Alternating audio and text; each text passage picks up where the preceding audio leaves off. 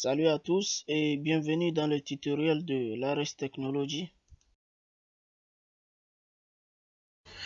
Alors dans cette vidéo, nous allons appliquer la fonction qu'on appelle la recherche V.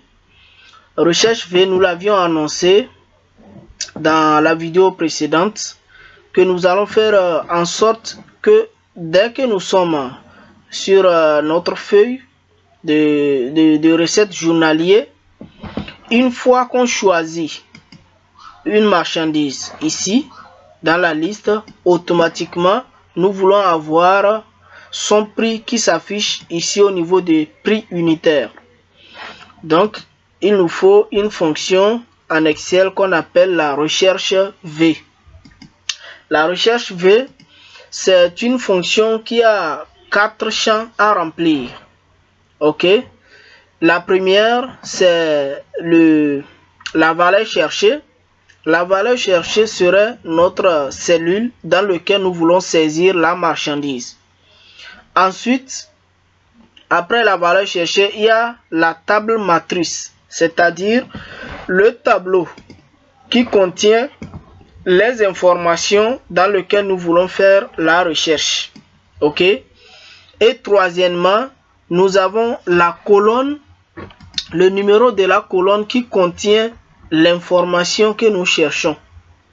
Et à la fin, on a la réponse exacte ou soit la réponse un peu proportionnelle ou soit approximative. Donc d'habitude, dans la recherche V, on a l'habitude de choisir à la fin la réponse exacte. Ok, donc ça doit trouver exactement ce que nous cherchons par rapport à la marchandise que nous avions indiqué. Donc c'est pour cela au début on a fait ce tableau là. Donc nous avons nos marchandises et en même temps les prix. Ok, donc on va commencer ici. Il y a deux méthodes. La première méthode, on peut écrire directement la formule.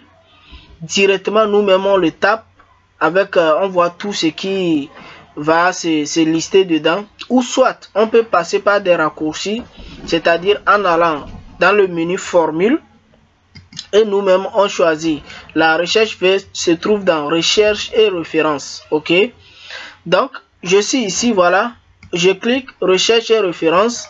Donc dans la liste là on voit la recherche V. Donc quand je clique dessus, vous allez remarquer automatiquement dans la barre des formules et puis la cellule que j'avais sélectionnée, dedans ça écrit directement égal recherche V. Ok, donc je vais effacer puisque je ne vais pas le mettre dans la cellule de désignation, c'est plutôt au niveau de la cellule de prix unitaire. Ok, donc je suis là-bas, je reviens dans formule, je clique recherche et référence et je vais prendre la recherche V. Donc voilà les 4 champs dont j'ai parlé. Premièrement, c'est la valeur cherchée. Notre valeur cherchée, c'est l'endroit où nous voulons saisir quelque chose pour que le prix ou soit une information liée à ce qu'on a saisi s'affiche automatiquement. Donc dans notre cas ici, c'est la cellule de désignation qui est notre valeur cherchée. Donc je viens cliquer là-bas. La valeur cherchée c'est B2. Ensuite, on nous demande la table matrice, c'est-à-dire le tableau dans lequel se trouvent les informations que nous voulons chercher. Notre tableau, c'est dans la feuille menu, c'est-à-dire la liste des marchandises et leur prix. Donc, je vais prendre directement toutes les colonnes. Comme on l'avait fait dans validation des données, on a choisi de prendre toute la colonne au cas où il y a des nouveaux marchandises qu'on ajoute, qu'on ne vendait pas avant et qu'on a ajouté. Donc automatiquement ça va prendre en compte dans nos formules. Alors je vais cliquer sur la colonne A et sélectionner, c'est-à-dire étendre la sélection jusqu'à B. Voilà tout mon tableau. Donc je dis à l'Excel que ma table matrice c'est la colonne A et B. Donc ensemble, ça c'est un tableau que j'ai sélectionné. Ensuite, nous avons numéro index de colonne. C'est-à-dire, ici on nous demande le numéro de la colonne dans lequel se trouvent les informations. Selon notre tableau, on a deux colonnes. Donc il y a la liste des marchandises et puis il y a les prix. Et ce que nous on cherche, c'est les prix. Donc les prix se trouvent dans la deuxième colonne du tableau. Dans ce cas, on va choisir numéro 2. Et voilà, au niveau des valeurs proches, c'est là-bas je disais. Donc on peut choisir la valeur proche. On choisit avoir la valeur exacte si nous choisissons faux. Ou soit on met là-bas 0. Et si nous choisissons vrai, là, nous allons, c'est-à-dire dès que l'Excel vous regarde dans le tableau et au cas où il ne trouve pas la réponse, il peut envoyer une autre réponse ressemblant à cela. Nous ne voulons pas ça, nous on veut seulement la correspondance exacte. Donc dans notre cas, ici on met 0. Ok, donc nous mettons 0 et voilà, c'est correspondant à faux. Donc voilà les 4 étapes. Et si nous regardons un peu en haut, sur la barre de la formule, vous allez voir exactement comment la formule s'écrit. Donc égal, recherche V, on ouvre les parenthèses, on met premièrement la valeur cherchée, ok. Ensuite, nous avons la table matrice, donc on met point virgule, comme on a fait la fonction si. Donc point virgule, après on met la table matrice, après la table matrice, point virgule, numéro index de la colonne, et point virgule, ensuite maintenant la valeur proche. Et enfin, on ferme la parenthèse. Donc, nous allons valider. Voilà, on aura un message d'erreur. Pourquoi? Parce que il n'y a rien dans cette cellule. Et c'est la cellule que nous avions indiquée. Donc, ce message d'erreur, il y a aussi une autre formule pour pouvoir faire partir ce message. Après, dans les vidéos qui vont suivre, on va le faire pour pouvoir embellir cela. Donc, regardez ici, dès que je choisis une marchandise, automatiquement, voilà, son prix est affiché. Donc, nous allons faire un peu quelque chose. Je sélectionne toute la colonne de D et on va mettre ça sur le format monétaire. Donc, dans ce cas, il va souvent séparer les milliers pour que ça soit facile à lire. Normalement, c'est même la colonne de D et celui de E. Donc, puisqu'il y aura que des prix qui vont s'afficher là. Donc, je sélectionne les deux colonnes. On va mettre ça dans le format monétaire. Voilà ici, format monétaire. Donc, on prend celui-ci. Voilà. Donc, vous voyez, il y a les virgules, il y a les chiffres après virgule euro déjà. Donc, c'est en euros. On va formater ça. Nous venons ici et on prend autre format. Donc, la fenêtre qui va s'afficher, dans cette fenêtre, on va éliminer les chiffres après virgule. Nous ne voulons pas les chiffres après virgule et on ne veut pas avoir de symbole.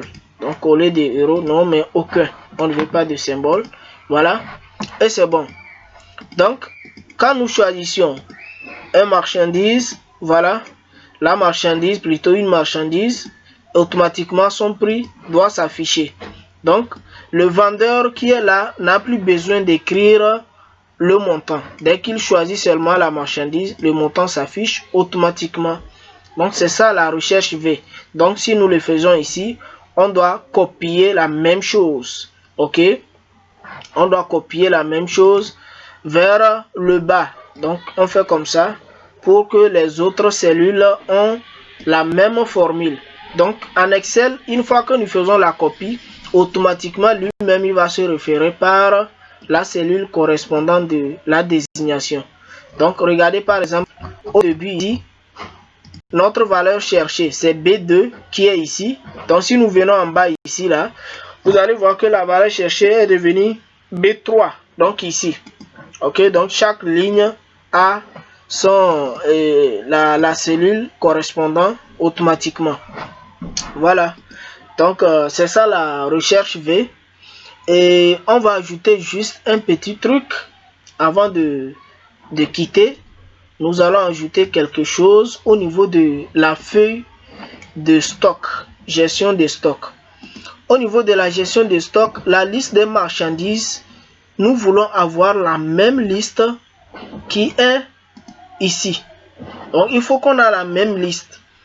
Ok, donc on devait normalement saisir la même chose, les mêmes marchandises, les mêmes caractères que nous avons utilisés. pour que dans les calculs, ça ne soit pas faussé. Donc, pour faciliter cela, nous allons faire un truc très simple. On est ici, donc je fais seulement, j'appuie sur la touche égale. Ok, je dis égal et maintenant je reviens dans la feuille de menu, indiquer que la cellule dans laquelle j'ai écrit égal est égal, correspond à cette cellule ici, donc qui contient cahier 100 pages. Donc ce qui veut dire, si je fais entrer, automatiquement ce qui est écrit de l'autre côté va s'afficher ici. Ce qui est bon dans cette méthode là, si par exemple notre marchandise qui est ici, peut-être on a écrit cahier 100 pages, mais on modifie par exemple l'écriture. Ok, au lieu de cahier 100 pages, peut-être sans S ici, je mets S. Ok, s'il arrive que je modifie le nom d'un marchandise, automatiquement, vous verrez que ça va aussi changer ici. Donc c'est pour cela c'est bon d'indiquer les mêmes écritures. Donc quand on change le nom d'un marchandise, même dans la liste des validations des données, il va changer aussi. Vous voyez qu'il y a S maintenant. Donc c'est comme ça. Tout est référé à cette colonne. Alors je vais effacer le S. Donc après avoir fait cela, au niveau de gestion, qu'est-ce que j'ai à faire? Il suffit que je recopie cette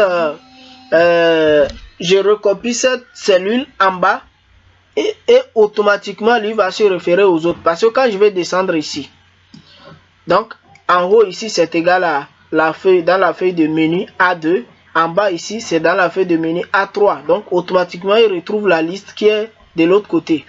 Vous voyez? On a la même chose. Il suffit de tirer seulement en bas. Donc quand ça va terminer, vous verrez que ça va commencer à mettre des chiffres. Voilà, donc la liste s'arrête ici. Donc on peut effacer le dernier. Et voilà, on a la même chose. Donc quand on va mettre des formules, automatiquement, nous n'aurons pas de problèmes concernant les noms. Donc je crois que on va s'arrêter ici. Voilà, après dans la vidéo suivante, nous allons essayer de mettre une formule qu'on appelle si erreur pour pouvoir faire partir le comment appelle-t-on, le message d'erreur qui est affiché là pour que la cellule soit vide quand il n'y a rien ici. Donc voilà, c'est bon pour aujourd'hui. Et s'il y a des questions, n'hésitez pas à les poser. Donc d'habitude, on se rappelle toujours après avoir fait l'exercice, essayer d'enregistrer le fichier pour qu'on a la copie à chaque fois. Merci, passez une bonne soirée.